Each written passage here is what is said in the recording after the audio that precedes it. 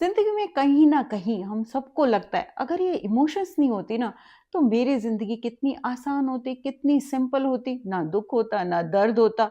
लेकिन अगर मैं आपसे कहूँ ये इमोशंस जैसे डर, गुस्सा, सैडनेस, एंजाइटी आपकी बॉडी के बॉडीगार्ड हो सकते हैं, तो आपको कैसा लगेगा? मेरा नाम मिसेस संध्या गुलिया है और मैं एक काउंसलिंग साइकोलॉजिस्ट हूँ। और आज के वीडियो में इस टॉपिक पर जो सबसे ज्यादा मिसअंडरस्टूड है उसको समझने की कोशिश करेंगे। हमने बचपन से क्या सुना है? ज्यादा मत सोचो, ज्यादा मत फील करो, इमोशनली वीक मत बनो, स्ट्रांग बनो। लेकिन सच यह है कि इमोशंस हमें वीक नहीं बनाती, ये हमें प्रोटेक्ट करती हैं। और आज हम यही समझने की कोशिश करेंगे कि इमोशंस हमें कमजोर नहीं बनाती और ये हमें कैसे प्रोटेक्ट करती हैं। और अगर हम इमोशंस को दबाते हैं तो हमारी जिंदगी में और हमारी बॉडी पर क्या असर पड़ता है? इसका असली काम क्या है आपको पता है? साइकोलॉजी क्या कहती है? इमोशंस सिग्नल्स हैं, वो रिएक्शन नहीं है। जैसे कि अगर हमारी बॉडी में हमें दर्द होता है तो वो क्या कहता है कि कुछ आपके शरीर में ठीक नहीं है। इसी तरह से अगर आपको फीवर होता है तो वो क्या कहता है? वो कहता है कि आपके शरीर में कोई इन्फेक्शन है। से जब हमारे अंदर अलग अलग तरह की इमोशंस आती है ना, वो भी हमें कुछ बताती हैं। जैसे कि फियर, फियर हमें बताता है कि कोई डेंजर हो सकता है। गुस्सा, गुस्सा आपको कहता है कि मेरी बाउंड्रीज क्रॉस मत करो। तरह से सैडनेस कहती है कि आपने कुछ अपना बहुत प्यारा खो दिया है। और एंजाइटी आपसे कह रही है कि मैं अनसेफ फील कर रही हूँ।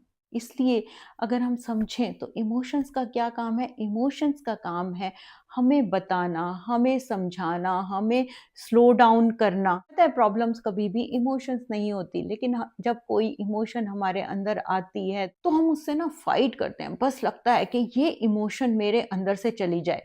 लेकिन जरूरत क्या होती है? उसको समझने की कि जो ये इमोशन आई है ये मुझे क्या बताने आई है। और अब हम अलग अलग इमोशन से समझने की कोशिश करेंगे कि ये हमें क्या बताते। सबसे पहले डर, डर, फियर, जो कि हमें सबसे ज्यादा डेंजरस, खतरनाक लगता है और हमें लगता है डर तो मेरा दुश्मन है। लेकिन अब आप सोचिए अगर मेरे अंदर डर ना हो तो क्या हो? मैं आग में, बच्चा आग में हाथ दे दे, मैं जब रोड क्रॉस करूं मेरे अंदर डर ना हो तो मैं इधर उधर नहीं देखूंगी, ऐसे ही चल दूंगी और एक्सीडेंट हो जाएगा।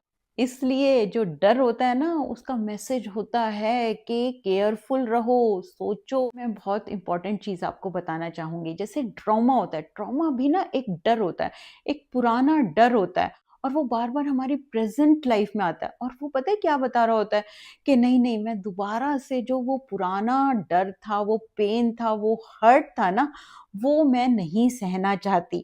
इसलिए वो हमें जो ट्रॉमा होता है ना उसमें इतना ज्यादा डर लगता है। इसलिए थेरेपी में हम डर को निकालते नहीं है, उसको समझने की कोशिश करते हैं, उससे बात करना सीखते हैं। दूसरी जो बहुत कॉमन इमोशन है वो है एंगर, गुस्सा। इसका क्या मतलब होता है? जो मेरी बाउंड्रीज है ना वो क्रॉस हो रही हैं। बहुत सारे लोग क्या कहते हैं? मुझे गुस्सा नहीं आता।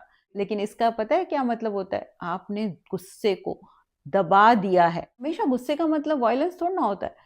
गुस्से का मतलब होता है कि मेरी वैल्यू को कम समझा जा रहा है, मुझे इग्नोर किया जा रहा है, मैं ही ज्यादा एडजस्ट कर रही हूँ। ये भी बहुत बार कॉमन रीजंस होते हैं आपके गुस्से के। याद रखिए, जो लोग कहते हैं ना मुझे गुस्सा नहीं आता, मैं गुस्सा फील नहीं कर पाता, उनका गुस्सा उनका शरीर दिखाता है बीपी में, एंजाइटी में, किसी अलग तरह के दर्द में, एसिडिटी में। अभी भी बहुत जरूरी है अपने गुस्से को समझना कि ये गुस्सा, ये इमोशन मुझसे कह क्या रही है। उसके बाद बहुत बड़ी इमोशन जो बहुत खराब लगती है, सैडनेस।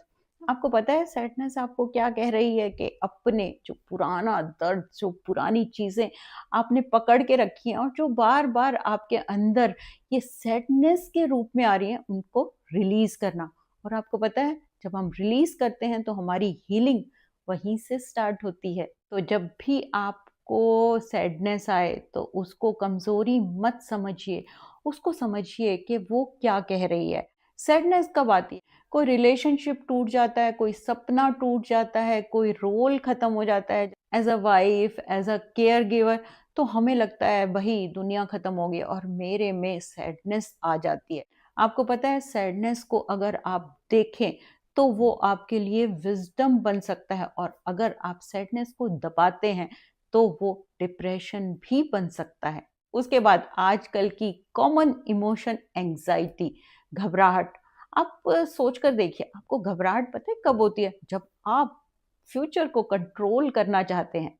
मतलब कि आप चाहते हैं कि आपका फ्यूचर सेफ हो, और आप उस फ्यूचर को जो अभी आया नहीं, उसको कंट्रोल करना चाहते हैं, उसको सेफ बनाना चाहते हैं, और जब आप ऐसा करते हैं तो आपके अंदर घबराहट आती है। एंग्जाइटी बोल रही होती है कि प्लीज कुछ गलत मत होने देना। लेकिन जब हम कंट्रोल छोड़ना शुरू करते हैं, हम समझना शुरू करते हैं कि ये घबराहट मेरे अंदर क्यों हो रही है, मैं कंट्रोल क्या करना चाहती हूँ, वहीं से हमारी हीलिंग स्टार्ट होती है। आज मैंने आपको समझाने की कोशिश की कि कैसे इमोशंस हमें प्रोटेक्ट करती हैं। इसलिए अपनी इमोशंस से ना फाइट मत कीजिए। इमोशंस एक वेव की तरह होती हैं, वो आएंगी और चली जाएंगी, लेकिन जब हम उनको पकड़ने की, उनको रेजिस्ट करने की कोशिश करते हैं ना, हमें प्रॉब्लम होनी स्टार्ट होती है। लेकिन फिर जैसी भी प्रॉब्लम आ रही है, इमोशन आ रही है, साथ बैठिए और उसको समझने की कोशिश की। याद रखिए, हीलिंग का मतलब इमोशन फ्री होना नहीं होता। हीलिंग का मतलब होता है अपनी इमोशंस के साथ सेफ फील करना।